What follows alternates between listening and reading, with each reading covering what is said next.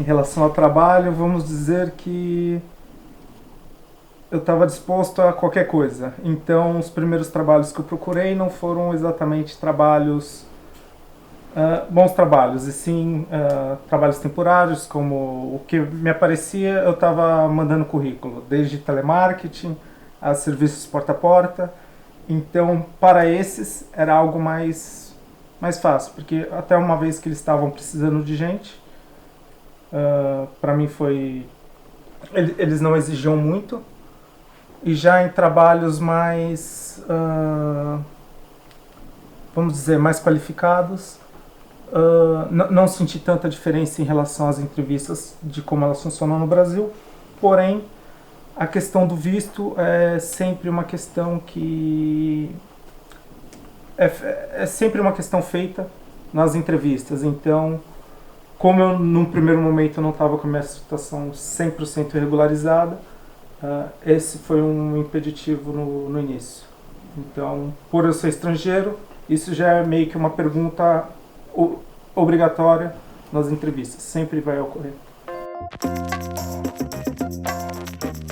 Por exemplo, agora eu estou numa fase de procura de emprego e eu coloquei no meu currículo que eu tenho visto de trabalho. E eu considero que essa informação no currículo pode ser uma mais-valia diante de outros brasileiros que não têm visto de trabalho. Não é um processo difícil conseguir um visto de trabalho aqui em Portugal. A empresa não tem nenhum custo com isso, a empresa só precisa fornecer a documentação adequada, não precisa nem dar um contrato. Uma carta, um contrato promessa de trabalho serve, só que eu noto que às vezes determinadas empresas têm algum receio, têm algum medo, acham que vão se comprometer. Enfim, são as minhas interpretações. Eu cheguei em setembro, em outubro comecei a procurar emprego, na mesma semana fui para uma entrevista numa agência de publicidade, que eu comecei a trabalhar na quarta e fiquei até terça, foram 5 dias. Mas assim, foram 5 dias porque o ritmo era muito difícil, sabe? Era um negócio muito retrô, assim, muito anos 70. E, por exemplo, o dono da empresa não queria que eu mandasse e-mail, queria que eu escrevesse num caderno primeiro tudo que eu tinha para falar com o cliente e depois eu escrevesse o e-mail. Sei lá, né? E aí eu não me adaptei, agradeci a oportunidade, peguei minhas coisas e fui embora. E aí, claro, existe dificuldade em arrumar emprego se, como era o meu caso, eu estava procurando somente na minha área. Então eu não mandei currículo para outras empresas que não fossem na área de comunicação. Mas logo depois uma amiga minha do mestrado me indicou para uma empresa no Porto, de comunicação de mídias sociais, e eu trabalhei lá durante 6 meses.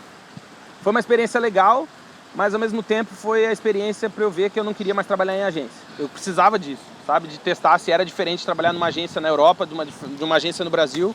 E eu vi que no fim é a mesma coisa, os clientes estão sempre atrasados, não existe vida e eu quero viver. E aí eu pedi demissão e fui cuidar da minha vida. Saí, fiquei 6 meses, não quis renovar o contrato. As 2 vezes que eu saí do trabalho foi porque eu quis, mas enfim, foi isso. Em Portugal, como no Brasil,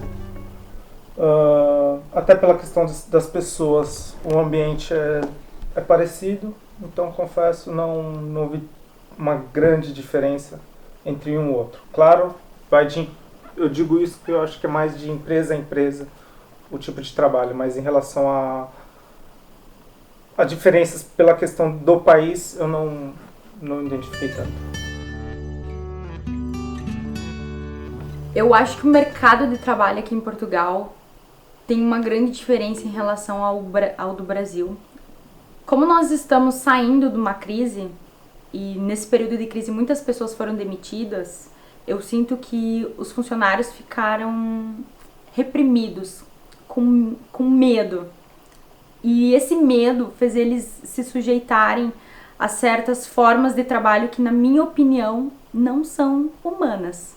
Como, por exemplo, fazer hora extra, levar trabalho para casa, ter o salário reduzido, não ter os seus direitos pagos conforme a lei.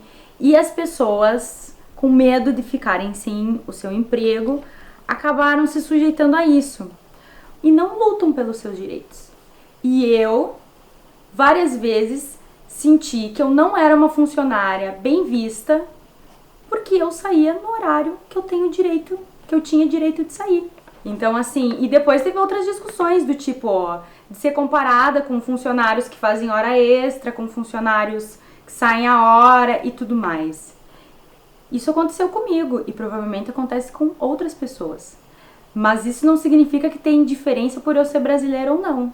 Eu acho que isso é uma prática geral. Tem determinados estabelecimentos que tratam as nacionalidades de formas diferentes. Eu, no meu ambiente de trabalho, nunca senti isso. Mas eu sei de experiências de outros amigos que sim.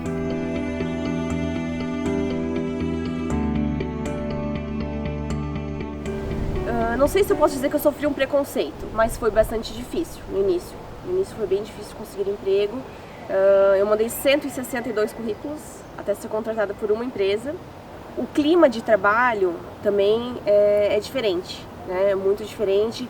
O português ele cobra mais, ele é mais rigoroso do que no Brasil. Então, quando tu entra num ambiente corporativo totalmente diferente, totalmente rigoroso, é complicado, né? Porque você tem que se adaptar a isso. Por exemplo, eu tenho pedra no rim, eu não podia tomar água no horário que eu queria. Eu tenho que tomar 3 litros de água por dia. Então, não foi uma experiência muito positiva a primeira, né?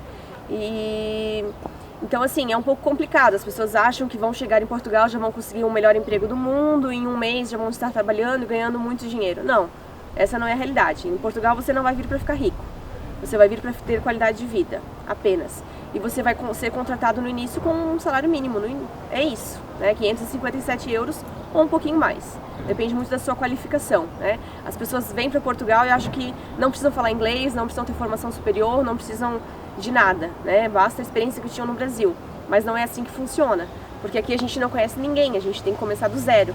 Então, é diferente, é bem diferente, sim.